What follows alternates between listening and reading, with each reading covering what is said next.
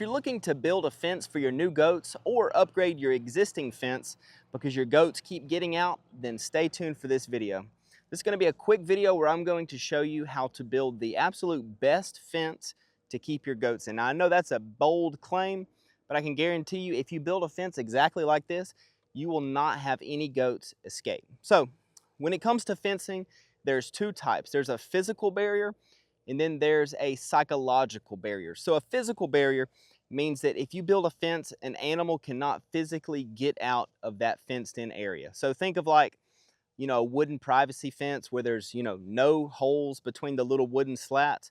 There's just no way to get out of that. Now that's not a fence type for animals, but you get the idea. So a psychological barrier is basically electric fence. So down here in the South, there are people that have like hundreds of cows inside a fenced-in area with just one strand of electric fence wire. So obviously that's not strong enough to keep cows from running through it, but they know that if they touch that single strand of electric fence wire, they're going to get shocked. And the thought of them getting shocked keeps them inside the fenced-in area, which is basically, like I mentioned, a psychological barrier. Now, the fence that I have here behind me that I recommend people build for goats has both. It is both a physical barrier and it's a psychological barrier. So what we have is we have red brand goat and sheep wire, which has 4-inch by 4-inch squares, which provides the physical barrier that the goats cannot go through. So a goat cannot fit through a 4-inch by 4-inch square, which means they are just physically not able to get through it. Now the 4-inch by 4-inch square is important because they have other type of field fence, which has various size rectangles or squares along the fence. And if you don't get the 4-inch by 4-inch that is designed specifically for goats and sheep, you will have problems because a goat can get their horns or their head stuck in a bigger hole than a 4-inch by 4-inch square, which defeats the whole purpose of having an effective fence.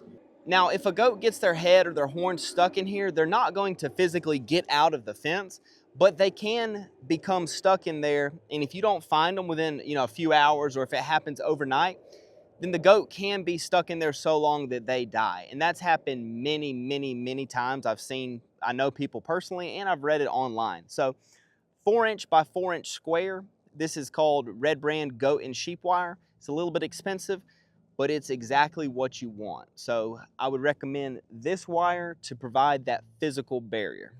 Now for the psychological barrier on this fence, we have a total of 3 electrified wires. So the first one, as you can see, is on the top right here.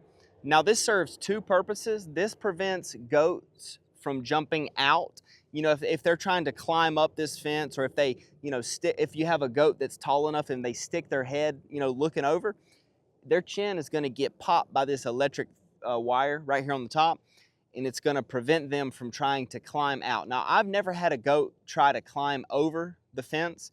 My goats aren't tall enough, and I've got Kikos, which are some pretty tall goats, but I've never had one try to go over the fence. But at the same time, this prevents predators from climbing into the fence. So if you have like a raccoon or a bobcat or something that's trying to climb up the outside of the fence and they put their paw or their head on that top wire, it's gonna light them up and send them the opposite way, preventing them from climbing into the fence. So that's the first electric wire. The second electric wire I have is on the inside of the fence, and it runs about, I would say, the middle of my leg up the fence. It's about 24 inches off the ground.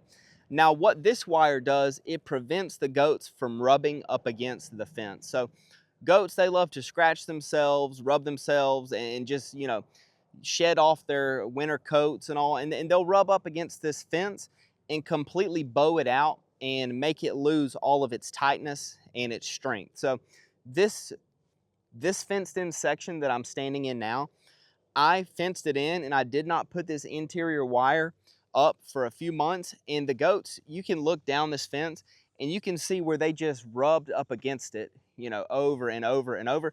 And some of my areas are bowed out and the fence has gone a little bit slack in those areas. So you definitely want a strand about midway up the fence to prevent the goats from rubbing up on and messing up your fence. And now this serves an alternate purpose, and that is the goats know that if they come up and touch this fence, they're going to get shocked. Now this adds an even better psychological barrier to your fence that already has a physical barrier.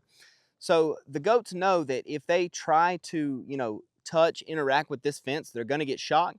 So my goats don't even touch the fence. They've been in this area. I've had goats in these two fields that I'm in for about 5 or 6 years now. And the goats, they won't even touch the fence. I have, in the summertime, I plant cowpeas and millet for the goats. And some of the seeds will get, in right on the edge of the fence. And the cowpeas will grow up the fence.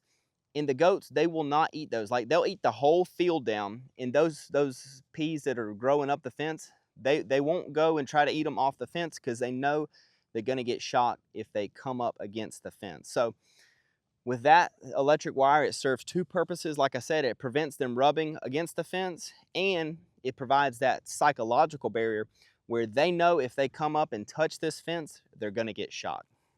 Now, the third electric wire that I have on this fence is on the outside of the fence, and it is about 4 to 6 inches above the ground. And this piece of electric wire is specifically to prevent predators from digging under the fence. So most predators, like a coyote, they'll go under a fence before they'll go over a fence. So this electric strand, like I said, is about 5 to 6 inches above the ground. Now, if they go up against the fence and start digging, they're either gonna hit it with their face or they're gonna hit it with their paws, and it's gonna shock them, and they're gonna go the other way, just like with this top strand right here. So I have never had a predator get in to my fenced in areas, and I think it's specifically because of that bottom wire. Now, I also have a livestock guardian dog, but he was not out here the whole time before I had, he was not out here the whole time, and the goats were out here by themselves, and I still had no issues whatsoever. And I still had no issues whatsoever. So the bottom wire, the top wire, and the inside wire all provide specific purposes to keep certain things in or certain things out. But if you build a fence with the 4-inch by 4-inch square, the woven wire, and you put a wire on top, one on the inside and one on the outside at the bottom, I can guarantee you that your goats will not be getting out and that hardly any predators can get in. Now, if you have a coyote or a raccoon or something that's just, bent on getting inside, they may still power through it, but it's going to deter 99.999% of predators. They're going to try to get into this fence. Now, here's an important note. You have to have a strong electric fence charger. So if you have just a weak, puny charger that barely gives you a zap, it may not deter some of these predators, and it may not deter your goats from rubbing up against the fence all the time. So get a strong, powerful charger that if something touches this, it's going to light them up and put in their mind that if you touch this again, you're going to get the same response, which is a painful electric shock. If you do all of these things, I guarantee you will have a solid goat fence. Like I said, I've had this fence built now for about 6 or 7 years, and I've had no issues, no goats escaping, and no predators getting in. So it's pretty simple, but it's going to take a little bit of money, and it's going to take a little bit of time to build it if you want to build it yourself. But in the end, I can guarantee you it's well worth the effort. So hope you guys enjoyed this video. We're going to be putting out a lot of goat content, tips, tricks, stuff I've learned along the way. So hit that subscribe button, and we'll see you guys in the next video.